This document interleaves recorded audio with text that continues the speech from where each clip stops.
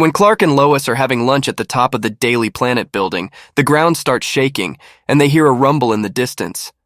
Clark suits up and is ready to head where the noise is coming from. Lois tells him that she loves him, and Clark replies, "I love you too, Lois," as we see the Man of Steel heading towards the King of Monsters, Godzilla. Clark approaches the Titan and says, "I don't know if you can understand me or be reasoned with at all, but your presence is a danger to the people of Metropolis, and we can't have that, so let's take whatever this is somewhere else." Godzilla just stares at Soups and starts charging his atomic breath. Clark reacts quickly, knowing where this encounter was going, and punches Godzilla. When Soups flies in to re-engage him, Godzilla swings his tail and sends him flying away. Clark crashes into a building where he is met by Flash, who is there to save the civilians from any danger.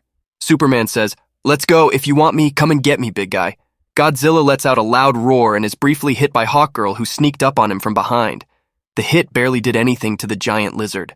Superman tells Hawkgirl not to give up since they have the speed and agility advantage, but it seems their hits are only annoying Godzilla even more.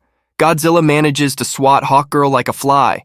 As she is thrown away, Shazam appears and catches her. Superman says that he's glad to see him and warns him to be careful because Godzilla is much faster than he looks. The King of Monsters looks right at them and starts charging his breath attack. Just as Godzilla spits out his energy beam, Clark replies with his heat vision, and an epic clash of energy is seen. When Shazam sees that this clash of beams is at a stalemate, he flies on top of Godzilla's head and shouts, "Shazam!" striking the head of the lizard, causing it significant pain. However, Shazam took a big risk since he is turned back into Billy Batson.